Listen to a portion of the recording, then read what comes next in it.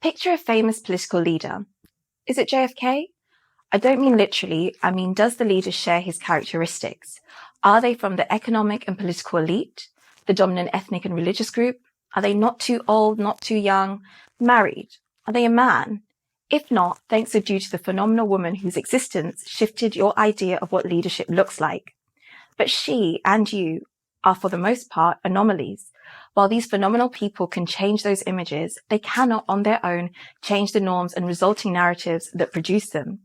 The dominant idea of political leadership is inextricable from masculinity, creating enormous barriers for women and non-binary people, particularly those who are minoritized and othered due to racism, classism, homophobia, transphobia, ableism, and religious intolerance. When someone overcomes these barriers that we place on them, they are often expected to change the very system that has excluded them for so long. That's not just unrealistic, it's unfair.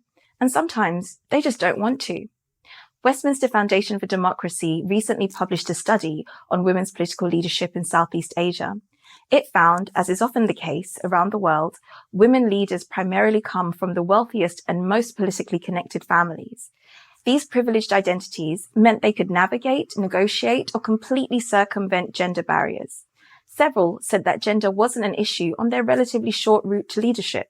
And once there, they reported that they had little to no incentive to change the system, likely because it had ultimately benefited them. Although the report is from Asia, elite systems reproduce themselves everywhere, and the findings are consistent with studies globally. Intersectionality means allowing for the plurality of stories that exist at once. The funding and political landscape don't make this easy, but if our efforts to widen access to power are not intersectional, nothing will change. In fact, we might be maintaining the inadequate status quo by reinforcing it with people who already have access to power and allowing them to be weaponized by those who resist change, to distract from, and even legitimize systemic inequalities in representation. It matters that each of us can see ourselves represented, but the emphasis on visible markers of identity is only about visibility, which is something, but not enough to achieve the substantive representation required to respond to the diversity of our life choices, needs, perspectives, and the identities that inform them. Our energy should be directed towards shifting and ultimately transforming the masculinized norms that shape political structures, cultures, and incentives. That means understanding the extent to which institutions, rather than individuals, can demonstrate substantive representation of the diverse communities that constitute the public.